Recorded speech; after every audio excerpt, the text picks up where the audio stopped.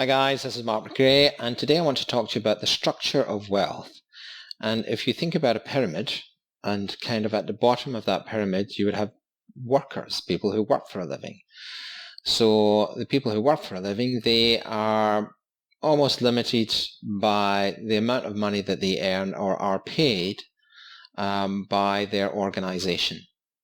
Next level up, you can think of kind of solopreneurs. Those are people that have got maybe a side hustle, they've got a full-time business, but they're basically a one-man show. And they are kind of capped by their own bandwidth. There's only so many hours in a day, and they generally exchange time for money. You have a lot of professionals in this kind of category. Next, you'll have, and the next level up, you're going to have business owners, entrepreneurs with teams. And the objective there is really, as an entrepreneur, your job is to gather resources, put things together like Lego. So, as an entrepreneur, you're really paid for building teams and making decisions. So your team is an extension of yourself. So building teams and making decisions. Then I think if you look at the top of the pyramid, you've got people like Warren Buffett. They are investors. They can leverage their money as opposed to people to get yield. So, if I wanted to move $1 million from shares into my bond portfolio, I don't need a team to do it. I can do it on the internet with a few clicks. So, or people who invest. I mean, Warren Buffett never had anyone for a very long time. And even now, his team is incredibly small relative to how much wealth and power he wields. And I think of each level of that kind of wealth pyramid as yield. And where is the risk? So it's very low risk when you're an employee, and that risk you actually get as a solo entrepreneur can be incredible. It can be, if you think in terms of yield, it can be 3-4 times what you would earn as a salary. Now, when you come down to a team, you're thinking in terms of what is a business worth in terms of its multiple.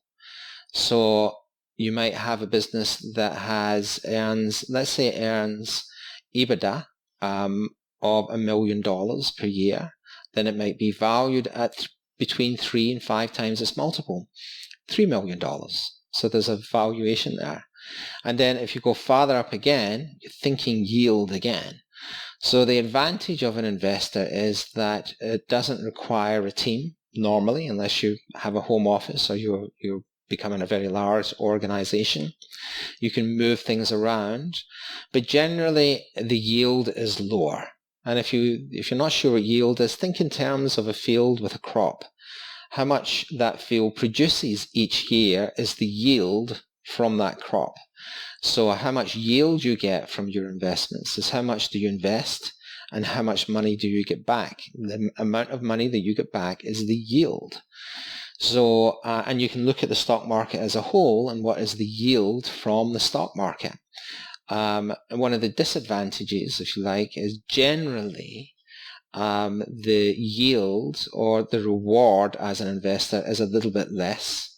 I mean, obviously you have different portfolios for money allocation. You could have high growth, medium growth, and low growth. It can be aggressive or conservative. But the way that I think and this is just a personal view, and the way I try to do it is I try to make the money in the business and then move that money over as an investor to things that don't require a lot of my attention. And those are generally shares through exchange traded funds and bonds. Not so much bonds anymore. Ever since COVID, I've lost a lot of interest in bonds. But the machine over here makes the money, and you put it in something that can produce passive income with lower risk into the future. So I hope those tips help. The best place to get me is on YouTube. Give me a like, subscribe. That'd be great. Thanks for listening.